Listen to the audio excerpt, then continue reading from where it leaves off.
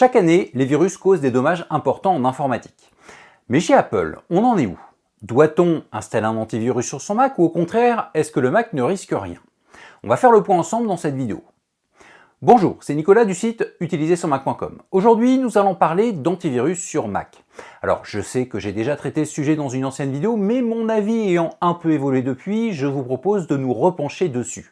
Je vous expliquerai comment je fonctionne et comment je vous propose de fonctionner. Cette vidéo est d'ailleurs réalisée en partenariat avec Intego. Je vous en reparle dans quelques minutes. Avant de rentrer dans le vif du sujet, la traditionnelle autopromo, abonnez-vous à la newsletter de mon site. Je rappelle que c'est gratuit et que cela vous donne accès à des conseils exclusifs. Le lien est en haut à droite de cet écran, ainsi que dans la description de la vidéo. Maintenant que vous êtes tous abonnés à ma newsletter, sans exception, on va revenir au sujet du jour, les antivirus sur Mac. Alors évidemment, ma vidéo ne va pas se résumer à non, il n'y en a pas besoin, ou oui, il faut en mettre un, et ce sera celui-ci. Ce sujet est beaucoup plus vaste et surtout beaucoup plus complexe que cela. Nous verrons donc dans cette vidéo ce qu'est un virus. Alors je sais que ça fait toujours sourire lorsque j'annonce cela, mais croyez-moi, c'est nécessaire et c'est même plus important que vous ne le croyez. Nous verrons également s'il y a des virus sur Mac, ce que peuvent vous faire les virus Windows, si l'installation d'un antivirus est nécessaire et, s'il est nécessaire, quel antivirus je vous conseille. Avant de commencer, je précise un point important, j'ai réalisé il y a quelques années une conférence sur la sécurité et elle a duré plus de 2 heures. Or la vidéo que vous êtes en train de voir, j'aimerais bien qu'elle ne dure pas plus de 20 minutes. Donc par un savant calcul scientifique, vous aurez compris que je ne vais pas pouvoir détailler tout ce qui doit être détaillé dans cette vidéo. Je vais juste me focaliser sur les virus. Et je vais devoir raccourcir certaines explications. Si vous souhaitez avoir le plus d'infos possible sur le sujet, il faudra passer par l'enregistrement de cette conférence, enregistrement que vous retrouverez en haut à droite de cet écran, et je rajoute également son lien dans la description de cette vidéo. Mais donc, c'est quoi un virus? En fait, je devrais plutôt me demander ce qu'est un malware, un logiciel malveillant. Effectivement, les virus ne sont pas la seule catégorie de logiciels malveillants, et très souvent, lorsqu'un utilisateur parle de malware, ce n'est pas d'un virus dont il parle. Si je vais sur le site Wikipédia, un malware ou un logiciel malveillant est un programme développé dans le but de nuire à un système informatique, sans le consentement de l'utilisateur dont l'ordinateur est infecté. Vous allez peut-être me dire que c'est la définition des virus, et oui, c'est vrai, mais pas que. Un spyware, logiciel conçu pour voler certaines de vos informations, n'est pas un virus, et il nuit à votre système informatique sans votre consentement. Un ransomware, logiciel conçu pour prendre en otage votre ordinateur, n'est pas un virus et il nuit à votre système informatique sans votre consentement. Un adware, logiciel conçu pour vous afficher plein de pubs, n'est pas un virus et il nuit à votre système informatique sans votre consentement. Bon, je ne vais pas vous faire toutes les catégories de malware, je voulais juste utiliser quelques exemples qui sont assez connus pour vous faire comprendre que virus est souvent employé à tort. Et d'ailleurs, cela fait longtemps que les antivirus ne sont pas que des antivirus, mais des suites de sécurité. Ce terme plus large est beaucoup plus cohérent. Cependant, je suis parfaitement conscient que le terme virus est passé dans le langage commun, donc je vais la plupart du temps l'utiliser dans cette vidéo. Mais gardez bien à l'esprit que lorsque je parlerai de virus, je penserai en fait à malware de façon générale. Maintenant que l'on a défini ce qu'est un malware, est-ce qu'il y en a sur Mac? Évidemment. Alors il y en a beaucoup moins que sur Windows, mais il y en a. Pendant pas mal d'années, les seuls malwares présents devaient d'ailleurs s'installer avec l'approbation de l'utilisateur. Bon, évidemment, il se faisait passer pour autre chose qu'un malware, vous vous en doutez, mais à partir du moment où on prenait quelques précautions, les risques étaient extrêmement minimes, voire inexistants. Mais ce n'est plus forcément le cas à l'heure actuelle. Par contre, il y a des malwares sur Mac, mais les malwares Windows, qui sont beaucoup plus nombreux, est-ce qu'ils peuvent infecter votre Mac? Eh bien pour faire simple, non. Cela, ce n'est pas un problème. Par contre, vous pouvez être porteur sain. En gros, si vous possédez un fichier infecté par un malware Windows, ce dernier ne vous fera rien. Mais si vous le transmettez à un utilisateur possédant un PC sous Windows, ou tout simplement si vous avez chez vous un Mac et un PC sous Windows et que vous placez le fichier infecté sur ce dernier, eh bien le malware pourra infecter le système de Microsoft. Mais en principe, vous avez installé sur ce dernier un antivirus. Donc pour résumer, les virus Windows ne sont un problème que pour Windows. Bien entendu, si vous installez Windows sur votre Mac, que ce soit avec Bootcamp, si vous avez encore un Mac avec processeur Intel, ou via de la virtualisation, eh bien lorsque vous êtes sous Windows, il faudra faire comme avec n'importe quel ordinateur sous le système de Microsoft, donc a priori installer un antivirus. Donc je reprends. En résumé, il y a des malwares sur Mac. En revanche, les malwares Windows ne peuvent pas vous embêter. La question qui découle est donc logiquement, est-ce que vous devez installer un antivirus sur votre Mac ou, comme je l'ai expliqué en début de vidéo, une suite de sécurité qui ne gère pas que les virus? Alors en théorie, je devrais vous dire oui, puisqu'il y a des malwares sur Mac. Mais en fait, la réponse sera un peu plus complexe. Effectivement, si vous installez un antivirus, votre Mac sera certainement un peu ralenti et vous augmenterez les risques de problèmes lors de mises à jour système ou tout simplement d'installation de logiciels. Mais si vous n'installez pas d'antivirus, vous avez un risque d'être infecté. Donc dans les deux cas, il y a des inconvénients. Or, suivant la manière dont vous allez vous servir de votre Mac, ma réponse à cette question ne sera pas la même. À titre personnel, je n'utilise pas d'antivirus et je n'envisage pas, pour l'instant, d'en utiliser un. Mais, comme je vous l'ai dit, toutes les utilisations ne se valent pas. Ce que je fais sur mon Mac et surtout la manière dont je le fais, j'entends par là que je fais très attention, n'a peut-être rien à voir avec ce que vous faites avec. Donc je vais vous présenter certains exemples où l'installation d'un antivirus pourrait être une bonne chose. Avant de le faire, je souhaiterais revenir sur ce que j'entends par faire attention en utilisant son Mac. Alors pour cela, je vais tout simplement reprendre le résumé de la conférence sécurisée que j'ai animée. Bien entendu, cette conférence ne se focalisait pas exclusivement sur les malwares, donc une partie des conseils ne sont pas liés aux logiciels malveillants, mais je vous invite malgré tout à suivre tous ces conseils à la lettre. Si vous êtes plusieurs à utiliser votre Mac, chacun sa session.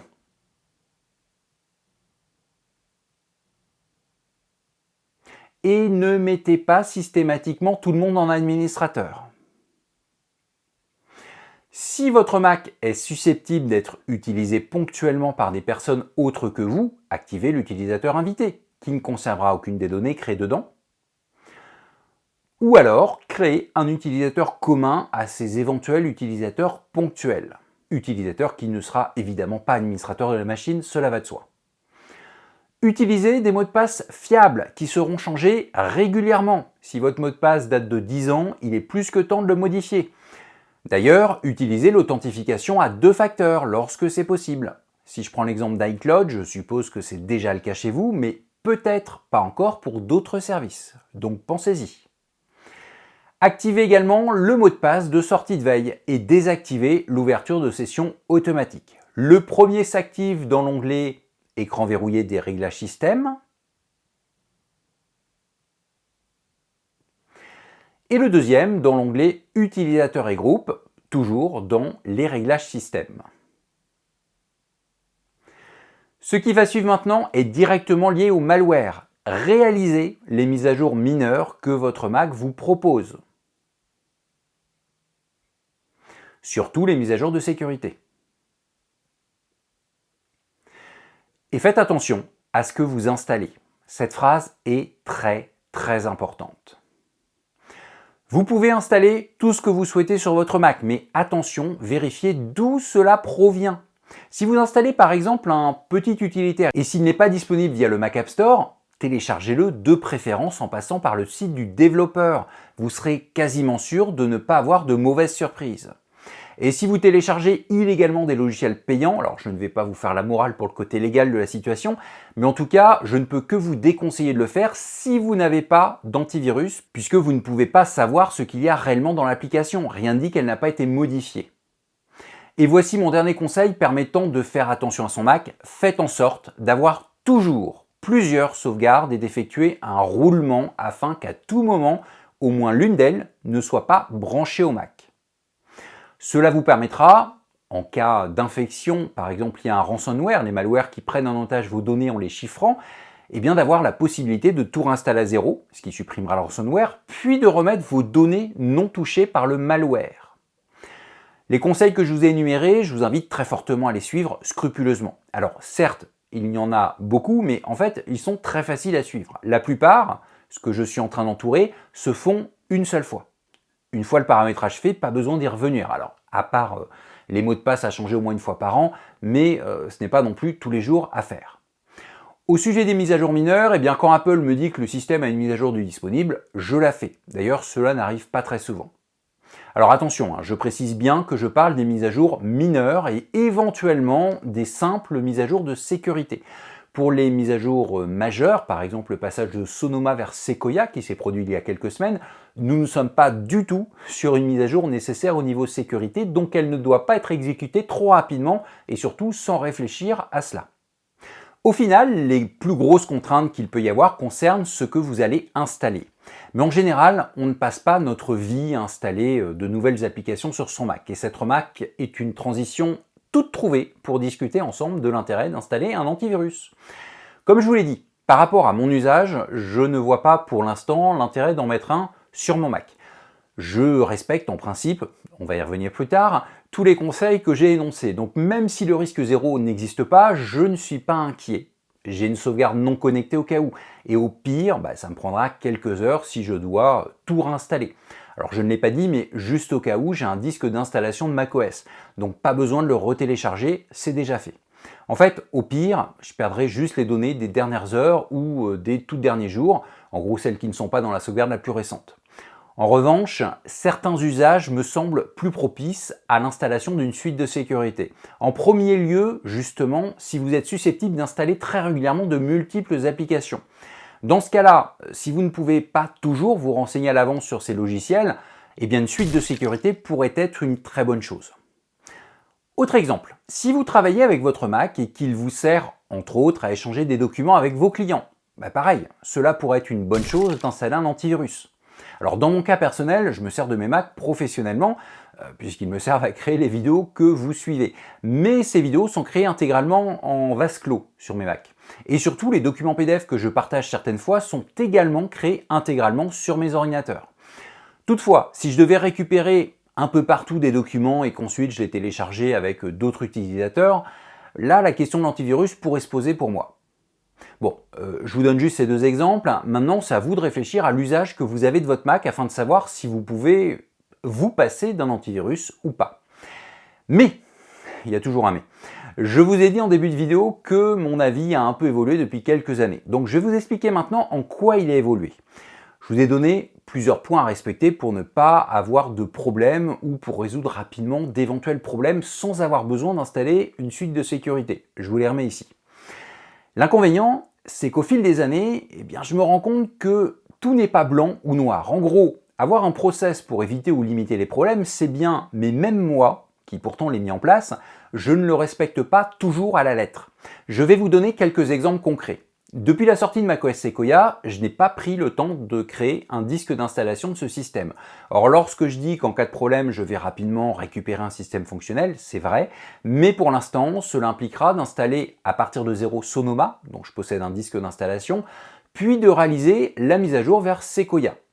Alors, j'ai conservé cette installation de Sequoia, donc je ne perdrai que, on va dire 20 minutes par rapport à un disque d'installation de Sequoia, mais c'est une vingtaine de minutes de plus. Beaucoup plus gênant, les utilisateurs autres que moi qui utilisent mon Mac. Mon MacBook Pro est partagé entre moi et ma femme et nous avons tous les deux une session. Mais ma femme est également administrateur de sa session. Or, elle n'est pas aussi à l'aise que moi dans tout ce que j'ai expliqué. Donc, si un de ses collègues lui envoie un email pour lui dire de tester une application, il y a de fortes chances qu'elle le fasse en cliquant directement sur le lien de l'email. Bon, les risques sont faibles, mais comme vous allez le voir dans quelques minutes, ils existent. En plus du portable, j'ai également un iMac. Or sur celui-ci, alors pour des raisons que je ne prendrai pas le temps d'expliquer maintenant, j'ai dû supprimer provisoirement toutes les sessions sauf une, en gros la mienne, ce qui fait que mes enfants vont dans ma session. Alors bien entendu, je ne leur ai pas donné mon mot de passe et je dois le rentrer moi-même lorsqu'elles souhaitent aller dessus. Et comme elles n'ont pas ce mot de passe potentiellement, elles ont peu de risques de créer un problème. Mais cette situation n'est pas idéale. Mon process, encore une fois, n'est pas respecté.